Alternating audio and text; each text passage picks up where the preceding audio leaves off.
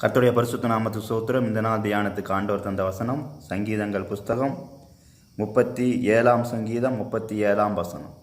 37 சங்கீதம் 37 வசனம்.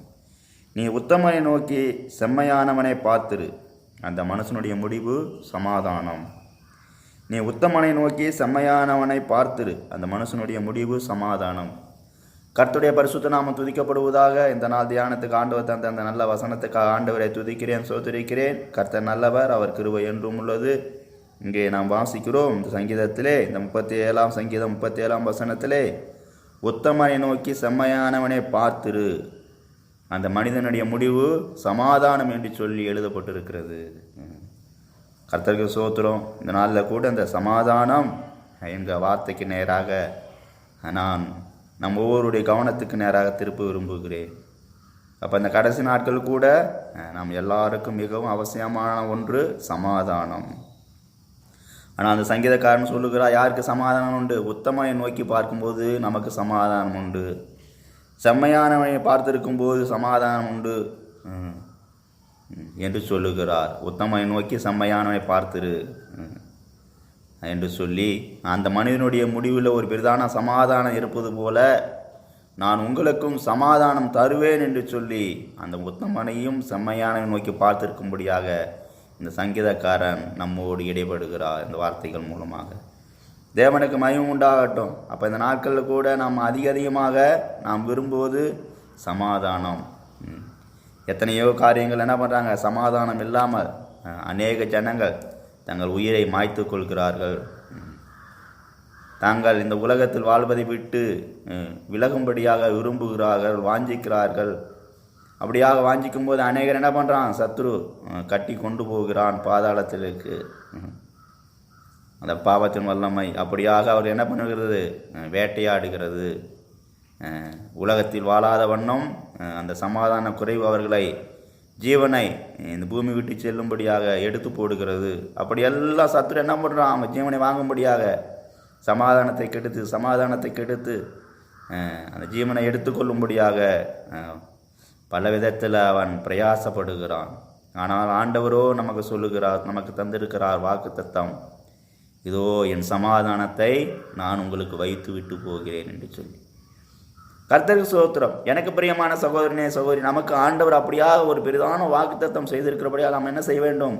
நமக்கு சமாதான குறைவு உண்டாகும் போதெல்லாம், ஆண்டவரே நீ சொல்லியிருக்கிறீரே என் சமாதானத்தை நான் உங்களுக்கு வைத்து விட்டு போகிறேன் என்று சொல்லி அந்த சமாதானத்தினால் என்னை நிரப்புங்க, என்னை பலப்படுத்துங்க என்று சொல்லி நாம் என்ன செய்ய வேண்டும்? அந்த சமாதானத்தில் பலப்பட வேண்டும், சமாதானத்தை காத்து கொள்ள வேண்டும். கர்த்தருக்கு ஸ்தோத்திரம். முதல்ல நம்ம இடத்துல இருக்கிற பெரிய சந்தோஷம் என்ன? சமாதான சந்தோஷத்தை எடுத்துட்டா நம்முடைய ஆவிக்குரிய வாழ்க்கையில் நம்ம வீழ்ச்சி அடைய செய்யலாம் என்று சொல்லி சத்துரு நம் உள்ளத்தில் காணப்படுகிற முதலாவது நம்முடைய சமாதானத்தை கெடுக்கும்படியாக பல விதத்தில் அவன் என்ன பண்ணுறான், அங்கலாய்க்கிறான், போராடுகிறான், கிரியை செய்கிறான். நம்ம சமாதானமாக சந்தோஷமாக தேவனுக்குள் இருப்பது அவன் விரும்புவதே இல்லை. கர்த்தருக்கு ஸ்தோத்திரம். அதனால் அந்த கடைசி நாட்களில் கூட நாம் எப்போது நம்முடைய சமாதானத்தை காத்துக்கொள்ள நாம் எப்படி இருக்க வேண்டும்? வாஞ்சி உள்ளவர்களாக இருக்க வேண்டும், கவனம் உள்ளவர்களாக இருக்க வேண்டும். அப்போ அந்த நாட்கள் கூட நாம் எப்படி காணப்படுகிறோம்? சமாதானமாக காணப்படுகிறோமா, சமாதானம் இல்லாமல் காணப்படுகிறோமா? கர்த்தருடைய பிள்ளைகள் என்று சொல்லும்போது நாம் தேவனுக்குள் சமாதானமாக காணப்பட வேண்டும். கர்த்தருக்கு ஸ்தோத்திரம். அதனால தாங்க பாருங்கள், இன்னும் கூட அந்த மலை பிரசங்கத்தில் கூட ஆண்டவர் சொல்லுகிறார், சமாதானம் பண்ணுகிறவர்கள் பாக்கியவான்கள், அவர்கள் தேவனுடைய புத்திரர் எனப்படுவார்கள். சமாதானம் பண்ணுகிறவர்கள் பாக்கியம். அப்போ நம்ம தேவனுடைய சமாதானம் நமக்குள்ளே காணப்படும் போது நம்ம என்ன செய்வோம்? மற்றவர்களை சமாதானம் உண்டாகும்படியாக, மற்றவர்களுக்குள் சமாதானம் உண்டாகும்படியாக நாம் என்ன பண்ணுவோம்? பிரயாசப்படக்கூடியவர்களாக இருப்போம். மற்றவர்களுக்கு சமாதானத்தை கொண்டு வர நாம் கிரியை செய்யக்கூடியவர்களாக இருப்போம். அப்போ இந்த நாட்களில் கூட நம்ம அநேகர் என்ன பண்ணுறது, அப்படி மற்றவர்களுடைய சமாதானத்துக்காக எந்த ஒரு கிரியையும் செய்வது. அதுக்கெல்லாம் காரணம் என்ன? அவங்களுக்குள்ளே சமாதானம் இல்லை. தெய்வ மக்கள்னு பேர், ஏசப்பா பிள்ளைங்கள்னு பேர். ஆனால் அவங்க என்ன பண்ணுறதில்ல, அவங்களுக்குள்ளே முதல்ல சமாதானம் கிடையாது. அதனால தான் அவங்க என்ன பண்ணுறதில்ல, மற்றவங்களுக்கு சமாதானம் உண்டாகும்படியாக அவங்களுக்குள் இருந்து எந்த ஒரு கிரியையும் வெளிப்படுவதில்லை. முதலாவதாக நாம் நம்முடைய சமாதானத்தை காத்து கொண்டு நாம் தேவனோடு சமாதானம் உள்ளவர்களாக நாம் தேவனை நோக்கி பார்க்கும்போது, நாம் தேவனுக்குள் காணப்படும் போது, மற்றவர்கள் சமாதானம் இல்லாமல் காணப்படும் அவர்களுக்குள் சமாதானம் உண்டாகத்தக்கதாக தேவன் நம்மத்திலே இருந்து கிரியை செய்வார். அதனால் அந்த நாளில் கூட நாம் தேவன் நமக்கு தந்த சமாதானத்தை எல்லாம் காத்து கொண்டு மற்றவர்களுக்குள் சமாதானம் உண்டாக நாம் என்ன பண்ண வேண்டும்? பிரயாசப்பட வேண்டும். மற்றவர்களுக்குள் சமாதானத்தை கொண்டு வர பிரயாசப்பட வேண்டும். கர்த்தருக்கு ஸ்தோத்திரம். அப்படி இருக்கும்போது நாம் யாருடைய பிள்ளைகள்? தேவனுடைய பிள்ளைகள், அவருடைய புத்திரர் என்று அழைக்கப்படும். சமாதானம் பண்ணுகிறவர்கள் பாக்கியவான்கள் என்று ஆண்டவர் எழுதி வைத்திருக்கிறார். நம்மை ஆசீர்வதிக்கப்பட்டவர்கள். அப்படியே ஆசீர்வதிக்கப்பட்டவர்களாக இருக்கும்போது அந்த ஆசீர்வாதம் என்ன செய்யும்? நம்ம மத்தியில் இருக்க அந்த சமாதானம் என்கிற ஆசீர்வாதம் அது மற்றவர்களுக்குள்ளும் அது என்ன செய்யும்? மற்றவர்களும் பகிர்ந்து கொடுக்கத்தக்கதாக, மற்றவர்களுக்குள்ள அந்த சமாதானத்தை கொண்டு வரத்தக்கதாக தேவனுடைய கிரியை நம்ம மத்தியிலிருந்து வெளியே போடும். அப்போ இந்த நாட்களில் கூட நாம் எப்படி காணப்படணும்? சமாதானத்தை காத்துக்கொள்ள அதிகமாக பிரயாசப்பட வேண்டும். அப்போ அந்த சமாதானத்தை காத்துக்கொள்ள வேண்டும் என்று சொல்லும்போது எந்தெந்த காரியங்களில் நாம் சமாதானத்தை காத்துக்கொள்ள வேண்டும்? முதலாவதாக நமக்கும் தேவனுக்கு இடையிலே எப்படி இருக்க வேண்டும்? ஒரு பெரிதான சமாதானம் காணப்பட வேண்டும். முதலாவது சமாதானம் நமக்குள்ளேயும் தேவனுக்குள் இருக்க வேண்டும். ரெண்டாவதாக நம் உள்ளத்தில் என்ன இருக்க வேண்டும்? சமாதானம் காணப்பட வேண்டும். மூன்றாவதாக நாம் செல்லுகிற இடங்கள், நாம் பழகிறவர்கள், கிறிஸ்துவ ஜனங்கள், நம்முடைய சொந்த ஆவிக்குரிய ஜனங்கள், தேவனுடைய பிள்ளைகளோடு நாம் சமாதானமாய் காணப்பட வேண்டும். கடைசியாக எல்லா மனுஷரோடும் நாம் சமாதானமாய் காணப்பட வேண்டும். இந்த 4 விதமான சமாதானம் நமக்குள்ளே காணப்பட வேண்டும். அப்போ இந்த 4 விதமான சமாதானம் நமக்குள்ளே காணப்படும் போது நாம் என்ன செய்வோம்? மற்றவர்களுக்குள் சமாதானத்தை கொண்டு வருவோம். அநேகருக்குள்ளே என்ன இருக்காது? ஆண்டவருடைய பிள்ளை என்று சொல்லுவாங்க. தேவனுக்குள்ளே அவங்க என்ன பண்ண மாட்டாங்க? சமாதானமாக காணப்பட மாட்டாங்க.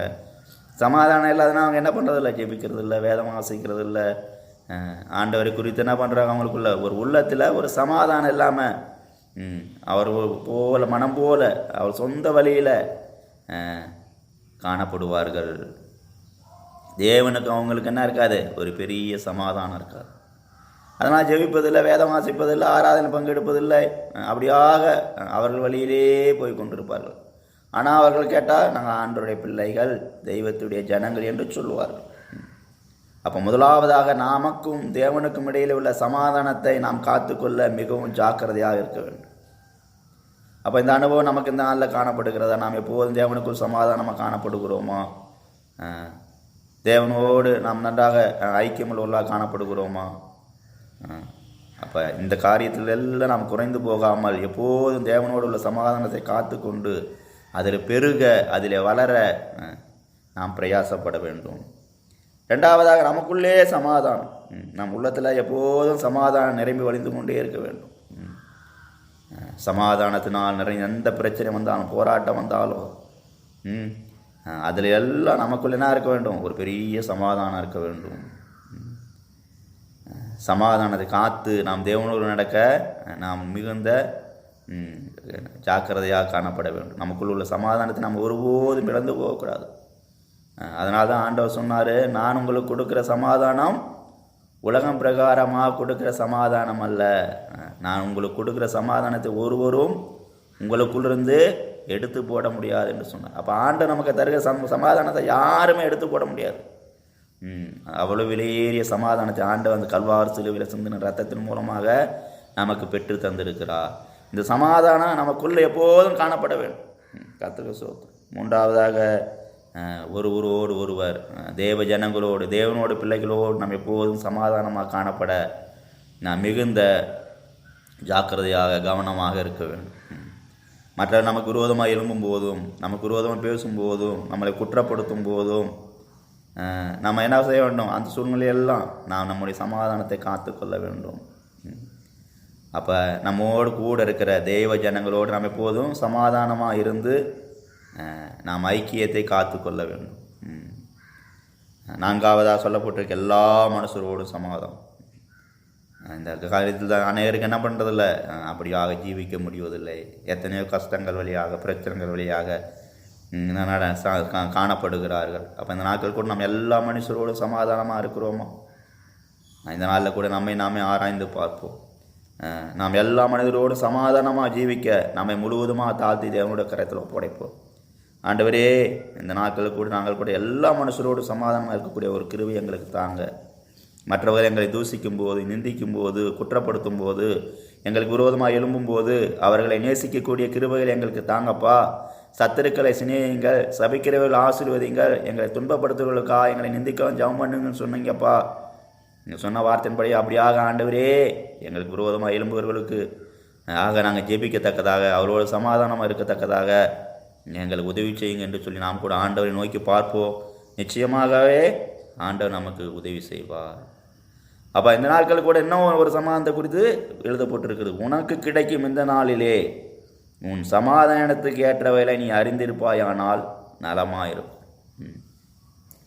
இந்த நாட்கள் கூட நம்ம எப்படி இருக்கணுமா? இந்த நாட்களிலே நமக்கு ஆண்டவர் தந்திருக்க இந்த நாட்களில் நம்ம என்ன செய்ய வேண்டும்? சமாதானத்துக்கு ஏதுவானதை நாம் அறிந்திருக்க வேண்டும். அதை விட்டுட்டு சமாதானம் இல்லாத காரியங்களை நம்ம என்ன பண்ணக்கூடாது? தேடி ஓடக்கூடாது. அதை அந்த வசனம் மூலமாக ஆண்டவர் நமக்கு எச்சரித்து சொல்லுகிறார். அப்போ சமாதானத்துக்கு ஏதுவானதையே நாம் செய்ய என்ன பண்ணுவோம்? பிரயாசப்பட வேண்டும், முயற்சிக்க வேண்டும், தேவனுக்குள்ளே நாம் காணப்பட வேண்டும். அநேக சமயங்களில் நம்ம உள்ளத்தில் ஒரு காரியத்தை செய்யும்போது சமாதானம் குறைந்து போகும்போது அதை செய்ய நாம் மீண்டுமாக முயற்சி செய்யக்கூடாது. அப்போ ஒரு காரியத்தை செய்யும்போது அதில் சமாதானம் இல்லைன்னா என்ன செய்ய வேண்டும்? அதை விட்டு விட வேண்டும். இது தேவனுக்கு இஷ்டம் இல்லை, தேவனுக்கு பிரியமில்லை என்று சொல்லி, அது நம்முடைய சொந்த வழி என்று சொல்லி அதை விட்டு தேவனுக்கு பிரியமானதை, தேவனுக்கு இஷ்டமானதை செய்ய நாம் எப்போது நமக்குள்ள அந்த சமாதானம் உள்ள பாதையில் நடக்க நாம் அதிகமாக பிரயாசப்பட வேண்டும். கர்த்தருக்கு ஸ்தோத்திரம். அப்போ இந்த நாட்கள் கூட நாம் எப்படி காணப்படுகிறோம்? இந்த நாட்கள் கூட நமக்கு சமாதானத்துக்கு ஏற்றவர்கள் அறிந்திருக்கிறோமா? நாம் சமாதானத்தை காத்துக்கொண்டு ஒவ்வொரு நாளும் தேவனோடு நடக்கிறோமா? நம்முடைய ஆவிக்குரிய வாழ்க்கையில் நாம் எப்படி காணப்படுகிறோம்? இந்த நாளில் கூட அதை நாம் ஆராய்ந்து பார்ப்போமாக. நம்முடைய தேவன் சமாதானத்தின் தேவனாக இருக்கிறார். நமக்குள்ள இருக்கிற சமாதானத்தை அவர் ஒருபோதும் எடுத்து போடுவதில்லை. நம்மை ஒவ்வொரு நாளும் சமாதானத்தினால் நிறைத்து நம்மை நடத்த விரும்புகிறார். உலகத்தில் பாருங்கள், எத்தனையோ மனிதர்கள் சமாதானம் இல்லை. என்ன இருந்த போதிலும் சமாதானம் இல்லை. சமாதானம் இல்லாமல் பல விதத்தில் என்ன பண்ணுறாங்க? அவங்களுக்குள் ஒரு போராட்டம் காணப்படுகிறது. ஆனால் கர்த்தருடைய ஜனங்களாகிய நமக்கு, தெய்வ பிள்ளைகளாகிய நமக்கு ஆண்டவர் ஒவ்வொரு நாள் அவருடைய விலையேறிய சமாதானத்தினால் நிறைத்து நம்மை நடத்தி கொண்டே இருக்கிறார். எந்த பிரச்சனைகள் வந்தாலும், எந்த போராட்டங்கள் வந்தாலும் நாம் அவருக்குள் காணப்படும் போது தேவன் ஒருபோது நம்முடைய சமாதானத்தை எடுத்து போடுவதே இல்லை. நம்முடைய தேவன் சமாதானத்தின் தேவனாக இருக்கிறார். அதனால் அந்த நாளில் கூட அந்த வெளியேறிய சமாதானத்தை நாம் நிறைந்து ஜீவிக்க நம்மை தேவனுடைய கரத்தில் ஒப்படைப்போமாக. உத்தமனை நோக்கி செம்மையானவனை பார்த்துரு, அந்த மனுஷனுடைய முடிவு சமாதானம் என்று சொன்ன வார்த்தை பிரகாரம் கர்த்தர் தாமே நம்மை இந்த நாளில் கூட ஆசீர்வதிப்பாராக. ஜெபிக்கலாம். கிருபையும் சிநேகமும் நிறைந்த நல்ல தெய்வமே, நன்றியோடு துதிக்கிறோம், சோதரிக்கிறோம். இந்த நாளில் கூட நீர் எங்களுக்கு தந்த நல்ல வார்த்தைகளுக்காக சோத்திரப்பா. உத்தமனை நோக்கி செம்மையானவனை பார்த்துட்டு அந்த மனிதனுடைய முடிவு சமாதானம் என்று சொல்லி நீர் எங்களோடு இடைப்பட்டீர். அதற்காக நன்றி செலுத்துகிறோம். இந்த நாளில் கூட நாங்கள் சமாதானத்தை காத்துக்கொள்ள உதவி செய்யுங்க. தேவனுக்கும் எங்களுக்கும் இடையில் உள்ள சமாதானம், தேவனுக்குள்ள சமாதானம், தேவ பிள்ளைகளோடு சமாதானம், எல்லா மனுஷரோடும் சமாதானம் என்று சொல்லி இந்த 4 காரியத்தில் நாங்கள் சமாதானத்தை காத்துக்கொண்டு அப்பா சோத்திரம் எங்களுக்கு கிடைத்த இந்த நாட்களில் கூட ஆண்டவரை நாங்கள் சமாதானத்துக்கு ஏதுவானதை தேட, சமாதானத்துக்கு ஏதுவானதை ஆண்டவரை கண்டுகொள்ள கிருபை செய்யும்படியாக ஜெபிக்கிறோம். எல்லாவற்றையும் கரத்திலே தருகிறோம், தாழ்த்துகிறோம். எங்களை முழுவதுமாக உமது கரத்தில் ஒப்படைக்கிறோம். இந்த வார்த்தை கேட்குற ஒவ்வொரு உங்களுடைய பிள்ளைகளையும் உங்கள் பெரிதான சமாதானத்தினால, அப்பா சந்தோஷத்தினால, இளைப்பாறுதலினால் நிறைத்து நடத்தும்படியாக ஜெபிக்கிறேன். இந்த பிள்ளைகள் ஆசீர்வதிக்கும்படியாக ஜெபிக்கிறேன். சமாதானம் பண்ணுகிறவர்கள் பாக்கியவான்கள், அவர்கள் தேவனுடைய புத்திரர் என்று சொல்லியிருக்கிறப்பா. அப்படியாக உங்களுடைய பிள்ளைகள் அநேகர் மத்தியில் சமாதானத்தை உண்டாகத்தக்கதாக ஒரு விலையேறிய சமாதானம் நம்முடைய பிள்ளைகள் ஜீவியத்தில் காணப்படும்படியாக ஜெபிக்கிறேன். நம்முடைய பிள்ளைகளுடைய ஜீவத்தில் உண்டாயிருக்கும்படியாக ஜெபிக்கிறேன். ஆசீர்வதிங்க, காத்துக்கொள்ளுங்க. கனமகிமை செலுத்துகிறோம். இயேசு நாமத்தில் பிதாவே, ஆமென். அல்லேலூயா.